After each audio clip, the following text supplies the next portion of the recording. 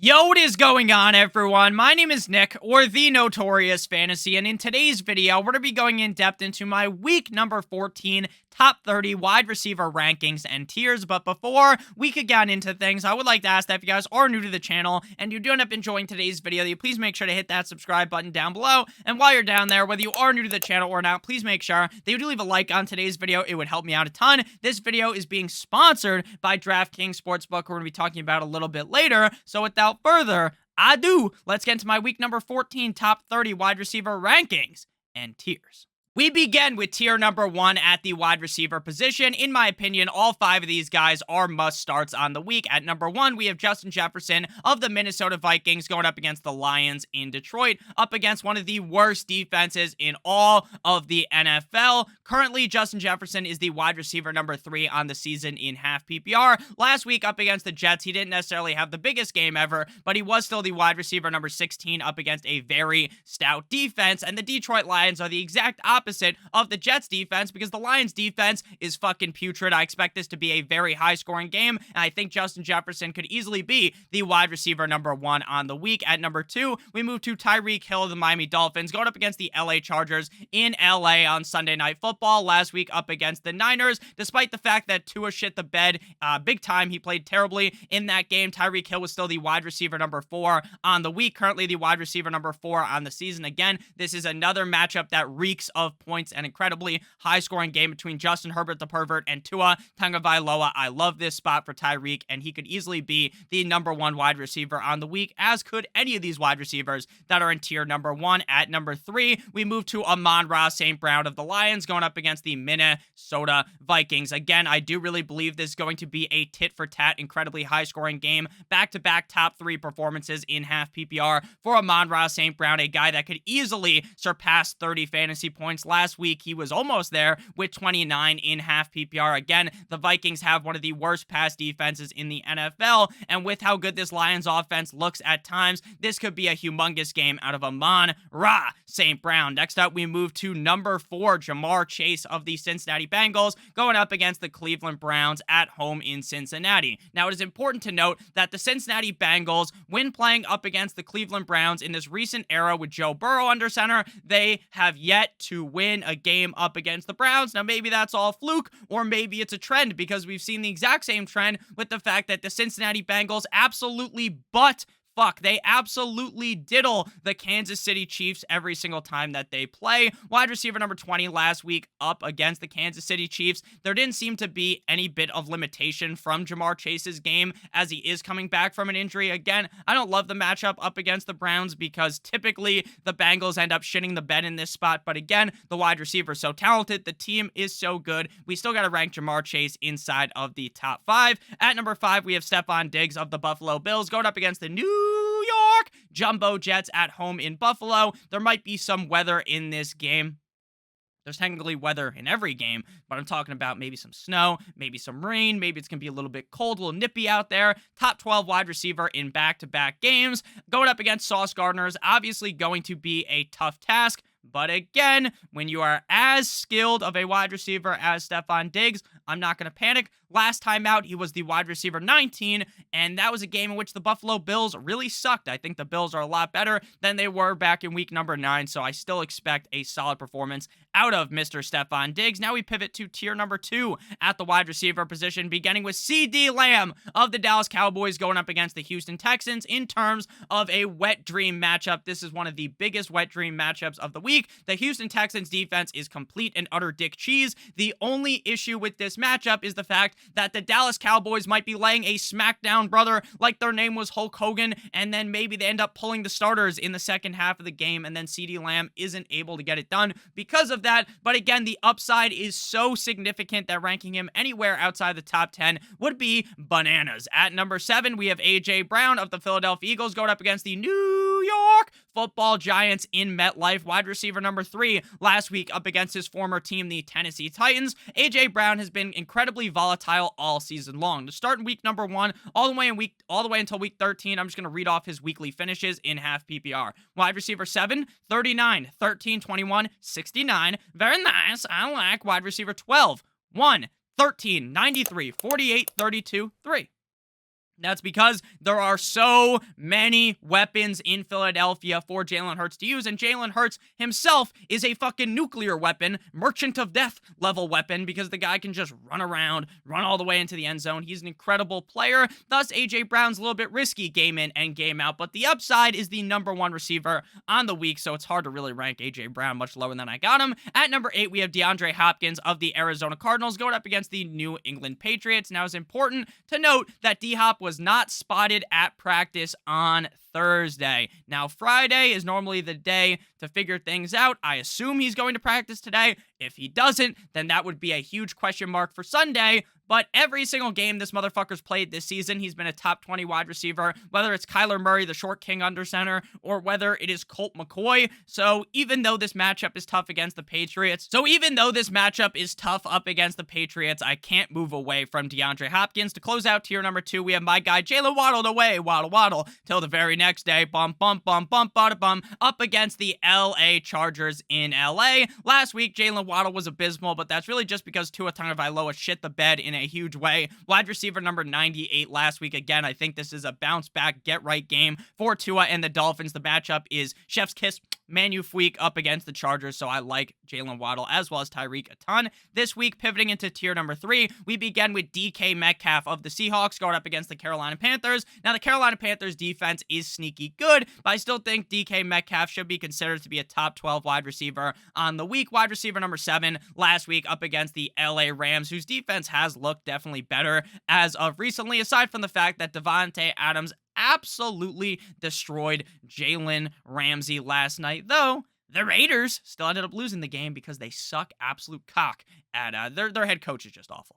Let's just keep it 100. So DK Metcalf's a guy that could easily be top 5 in any given matchup. He's yet to actually have a game inside the top 5 this season. Geno Smith has played relatively well. Metcalf is just a safe option, game in and game out. Again, this isn't the greatest matchup. The Panthers defense is definitely underrated in my opinion. At number 11, we have Titty Boy T. Higgins of the Cincinnati Bengals going up against the Cleveland Browns at home in Cincinnati. T. Higgins is another player with a questionable tag, listed as a limited participant in practice on Thursday. Not too worried about that. I expect him to be good to go up against the Browns. Last time out, he was the wide receiver 24 up against the Browns, but I think things should look a little bit different because Jamar Chase will be active in this game. Again, while all of the history of this matchup tells me that T. Higgins might end up taking a dump directly on my chest, I still believe in him because the team is so fucking good. At number 12, we have Keenan Allen of the Chargers going up against the Dolphins. It is reported that Mike Williams is going to play in this game potentially. I'm going to be honest with you, until Mike Williams can stay healthy for the whole game, I just don't even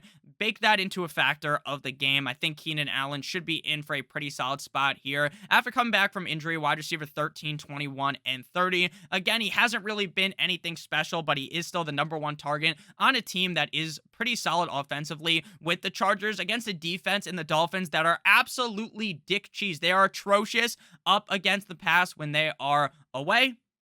This game's in LA. I think Keenan Allen could have a pretty solid game. Again, all these guys are pretty safe in my opinion. At number 13, we have Christian Kirk of the Jaguars going up against the Atlanta Titans in Tennessee. Last week, wide receiver number 19. He's been as high as wide receiver 4. Had some games where he's been really bad, wide receiver 92, but ultimately recently he has really found his stride. Wide receiver number 11 on the season. The Titans defense is also one of those defenses that in my opinion is relatively underrated. We still have to figure out if Trevor Lawrence is going to play or not, and I don't think we will have a true clarification on that situation until Sunday, so we're going to have to keep waiting to figure that out. I assume Lawrence is going to play, though. If he came back last week, why the fuck wouldn't he play this week unless maybe the injury is worse than they previously thought during the game, and that wouldn't be the first time something like that has happened. So Jaguars up against the Titans. Again, I'm not aggressively banging the drum for Christian Kirk this week because the matchup isn't amazing, but he is playing up against some tough opponents going forward, and he's just shown so much talent that, again, it's hard to rank him much lower than this. At 14, we have CG, Chris Godwin of the Bucs going up against the Niners in San Francisco. Despite having 13 targets last week, he was the wide receiver number 31. He did have 2 solid games back-to-back, Michael Jordan 96, 97. Prior to that, the biggest issue here is the matchup. The Niners have one of the best, if not the best, defense in the National Football League. I still think Godwin will get it done because he sees so many targets, but he's one of those guys that prior to the last couple of weeks was seeing the boatload of targets like Adam Thielen, like Deontay Johnson and couldn't get it done. But Chris Godwin's name value is just so much higher that you had to keep ranking him higher. I am definitely a little perplexed with this situation, this matchup. But again, the upside is just so fucking high. At number 15, we have Amari Cooper of the Browns going up against the Cincinnati Bengals in Cincinnati. But before we break this game down, as well as the rest of the wide receivers inside of the top 30, we're about halfway through right now, and we are exactly halfway through. We're at wide receiver 15. I would like to ask that if you guys are new to the channel, please make sure that you hit that subscribe button down below, as well as hitting that like button. And I would like to give you guys a quick word for our friends and our sponsor over at DraftKings Sportsbook. If you're a brand new user to DraftKings Sportsbook and bet $5 on any sport pregame moneyline, you will receive $150 in free bets if your bet wins. Notice how I said if your bet wins. So we're going to go ahead and throw it on the screen right now. We're going to navigate to the college basketball tab because college basketball has the largest favorites. As I checked this morning, Gonzaga minus 1,600 up against Washington tonight would be my best bet for this. Bet $5 on that, and as long as Gonzaga wins, you'll receive $150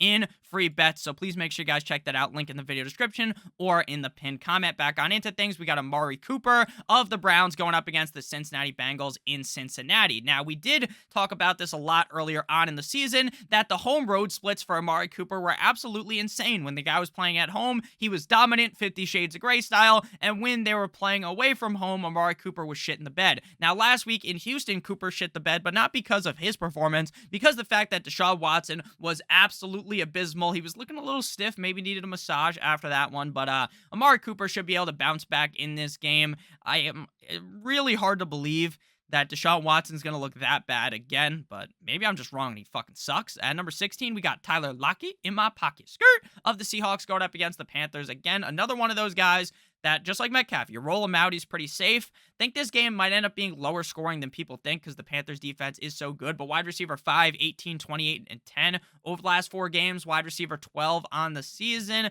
Another one of those guys where I know it's like a basic thing to say, I've said it a bunch of times, but it's very hard to rank someone who's this consistent. While I know there's going to be a down game eventually where it's like wide receiver 55 or something, it's hard to rank them lower than I got them. Now we move to tier number 4, beginning with Garrett Wilson, and this is the tier where I am a lot more worried compared to tier 3 and above. Now, Garrett Wilson, I love the player. I hate the matchup. But again, he did it against Buffalo last time. I'm just a little bit worried that Mike White could have a complete and utter fucking meltdown game in this spot. Wide receiver 9 and 2 over his last 2 games. So again, he's clearly immensely talented. Garrett Wilson is really fucking good. I just worry about a potential collapse from Mike White. At number 18, we got Wiki DJ Moore of the Carolina Panthers going up against the Seattle Seahawks in Seattle. Wide receiver number 9, last time out up against the Broncos, and that is an incredibly tough matchup. The hope here is that mono man Sam Darnold is taking this offense to another level that Baker Mayfield or PJ Walker could not take them to. The Seahawks defense didn't play all that great last week, but I still do believe the Seahawks defense is pretty solid. So again, this is another matchup that's pretty tough in my opinion, but the player is so good that you just have to hope that the situation ends up playing out in their favor. At number 19, we have Devontae Smith of the Eagles going up against the New York Football Giants in MetLife. Wide receiver 10 last week. Devontae Smith's another one of those completely boom or bust wide receivers. He's had a game this year where he was the wide receiver 1. He's also had a game where he was wide receiver 133. So very high ceiling, very low floor. Again, there's a lot of cooks in the kitchen, but he's seen 8 targets over the last 4 games. Again, another one of those guys, I sound like a fucking broken record at this point, that is hard to rank much lower than I got him because I know that the upside is literally the number 1 receiver. Like, he could easily be the number 1 receiver at the end of the week, but the matchup isn't necessarily like the Giants defense, a little bit sneaky good. And again, the Eagles have so many weapons that it hurts them. It doesn't actually hurt them as a team. They're amazing because they have so many weapons, but it hurts a guy like Devontae Smith or A.J. Brown. At number 20, we have Mike Evans of the Bucks going up against the Niners. Yikes, man. Evans, 4 straight duds. Wide receiver 45, 74, 44, and 34. Not great. Again, another guy where you try to believe in the talent, but Tom Brady hasn't looked the best. This matchup, you smell that? It reeks. It fucking sucks. The Niners defense is amazing. This is another one where it's like, it's just a prayer. You got to hope that Evans is good. I have him exactly where ECR, Expert Consensus Rankings, have him on Fantasy Pros, which is wide receiver 20. Again, I'm certainly not banging the drum for Mike Evans, but also, like, once you get further down the list, it's like, are you really going to start this wide receiver over Mike Evans? And for me, the answer is no. Hell no. So, wide receiver 21, Mr. Corvette Juju Smith-Schuster, 3 bad games in a row. Problem is he hasn't been seeing the same amount of targets that we're used to. The question is, when are they going to unleash Juju? And that puts Juju in an incredibly risky spot because deep down, even up against one of the better pass defenses in the National Football League, in the Denver Broncos country, let's ride, that if Juju is given the proper amount of targets, if he's given 8 targets in this game, he is going to absolutely fucking slam dunk posterize all over the Broncos defense. The problem is he might also get 3 or 4 targets and do jack shit for fantasy football. So it really, this situation has to do completely with something that's out of our power. Is Andy Reid going to ramp him up here? Or are they just going to kind of put him on ice? Have him play a little bit, get a couple of targets, make sure he doesn't get hurt, and then bam, in the fucking playoffs, you get Juju smacking you directly in the face, Will Smith to Chris Rock style, right? Maybe that's what's going to happen. Or maybe this is the week they unleash him. We shall see.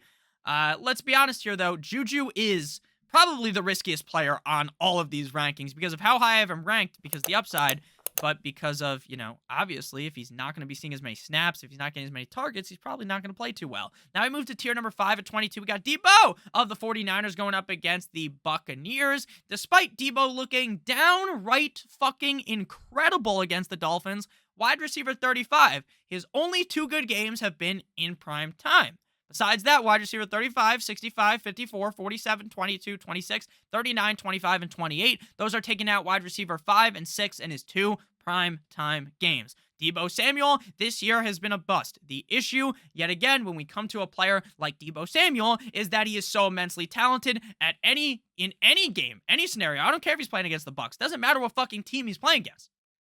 He could turn it on and be the best receiver in fantasy. And the funny thing is, if you look at his stats, they were very similar to what they were at this point last year. The problem is that last year, the motherfucker scored 15 touchdowns in 16 games. He's played 11 games and only has 4. So unless he starts pumping up the touchdown total, then Deebo might end up as a bust this year.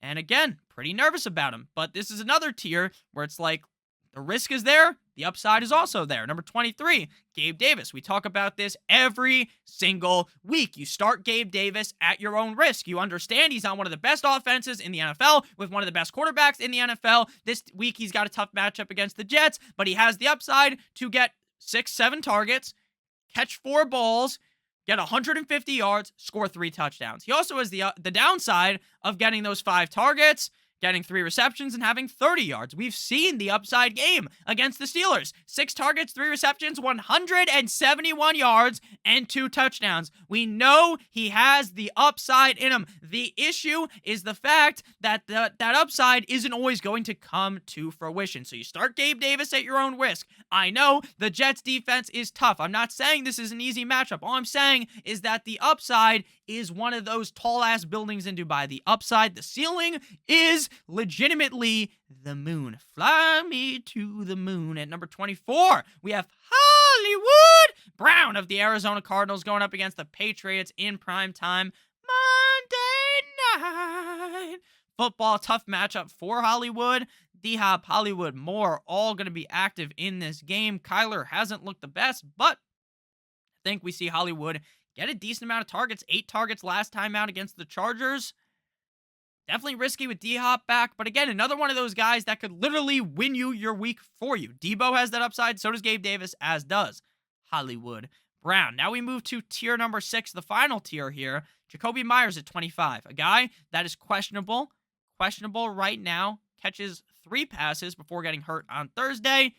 Availability up in the air right now. I'm not saying that he's playing. I'm not saying that he's not going to play. Again, Jacoby Myers, another one of these guys that is struggling, but we know the upside because of the targets that he can get. And at a point in this season, he was pretty solid. Recently, he's been pretty shit, though. So it's hard to rank him much higher. But the Cardinals' defense is also awful, and despite the fact that Mac Jones isn't very good, he might be able to exploit the holes in that defense and deep dick them, like a deep dish pizza. So I think Jacoby Myers could be great. Again, this is a weird week at wide receiver because there are 6 teams on bye. A lot of guys like Christian Watson that I really like. He's on bye. Terry McLaurin on bye. There's probably some other receivers that I'm missing that are on bye that you would rather have played over Jacoby Myers. But hey, when 6 teams are on bye, you end up with Jacoby Myers ranked as a top 25 receiver. 26, we got Darius Slayton of the Giants going up against the Eagles. Immensely talented player on a team with no one else to throw the ball to, so he's going to get targets.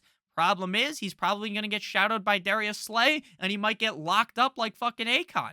So, a little bit tough of a matchup. Great player. Has that game-breaking upside. Has that big play upside, too, where Darius Slay locks him up, but he catches one 40-yard bomb for a touchdown. He has that upside in him. Now we move to wide receiver 27, Joshua Palmer. Again, Mike Williams should be playing, but until Mike Williams stays fully healthy, I have zilch trust in Mike Williams. So I'm just going to continue to roll with Joshua Palmer. Again, definitely risky now, though, because Mike Williams is back, but really talented, really good matchup. Upside's really high. We've seen him be the wide receiver 3 up against the Chiefs just a couple of weeks ago. At number 28, we have Jerry Jeudy of the Broncos going up against the Chiefs. Courtland Sutton probably not going to play. Chiefs matchup is pretty good. The Chiefs defense isn't the greatest against the pass. The problem is that you are at the mercy, the will of the garbage can himself, Russell Wilson. So if Russell Wilson stinks it up, which he's basically done in every single game of this fucking season, he's been atrocious, abysmally bad, then maybe Jerry Jeudy shits the bed. But without Sutton, you would think that at least Russell Wilson's smart enough to throw the ball a bunch of times to Jerry Jeudy. At number 29, we've got Pickens, who was so mad last week that he started throwing shit. He was yelling, and Mike Tomlin actually commended him. He was like, you know what? That shows that George Pickens is a passionate player who wants to win. I'm not sure how that's how I took the situation, or that's how Steelers fans took the situation, but it does show, at least, I agree with Tomlin somewhat, that it shows that he cares, that he wants the ball, he knows he's a great player, and he needs the rock in his hands. The Ravens defense going into the season, we would have thought was good. They're pretty fucking bad. Kenny Pickett is not great, but he's also not terrible. He's pretty just mid. Like, he's not amazing. You can see that things could work for Pickett. Like, he could be a good NFL quarterback. He's just not there yet. And I don't think anyone would have expected in his rookie year, with the situation the Steelers have where their offensive line is very bad, I don't think anyone would have expected a huge season out of Pickett in his rookie year, unless maybe you're a Steelers fan. Obviously, if you're a Steelers fan, your expectation of a player is going to be higher. It's just how it works. I'm a Dolphins fan. I expect Tua every week to dick down the defense. That's not always how it's going to work. So Pickens shit the bed last week. His upside's really high. He was really safe the 3 weeks prior to that. Wide receiver 37, 9, and 23. I'd be pretty perplexed, honestly, if he finished outside the top 30, unless he just was kind of invisible, John Cena style. You can't see me, like he was last week against Atlanta. And again, it was such a good matchup. The fact that he played terrible there really sucked. Wide receiver 30, we got Zay Jones of the Jaguars going up against the Atlanta Titans in Tennessee. Trevor Lawrence, based upon as we've gotten deeper and deeper into this video and I've seen more notifications, Trevor Lawrence toe practiced on Friday, today, which is good, which tells me I think he's going to play. Zay Jones got a bunch of targets, 7 targets, but they were only two receptions, 16 yards. The week prior to that, he was wide receiver 5. And then the couple of games before that, wide receiver 30 and 35, wide receiver 39 on the season. Again, this is no wet dream matchup against Tennessee, but he's been so safe that, again, that's what kind of gives him his ranking inside the top 30. But he also has pretty big upside. Again, we saw him wide receiver 5 against Baltimore. And if you're going to get 7 fucking targets a game, you're probably going to be pretty decent for fantasy. So thank you guys all so much for watching. If you ended up enjoying, make sure you hit that subscribe button down below, as well as hit that like button. It would help me out a ton. If you want to follow me on Twitter, please do so at NotoriousFNTSY. Make sure you check out our sponsor, DraftKings. Bet $5 on any pregame money line, and you receive $150 in free bets if your bet wins. Again, my favorite pick for tonight, college basketball, Gonzaga minus 1,600 money line versus Washington. So make sure you guys check that out. I love you guys all. Hope you have a great rest of your guys' day, and as always, good boy.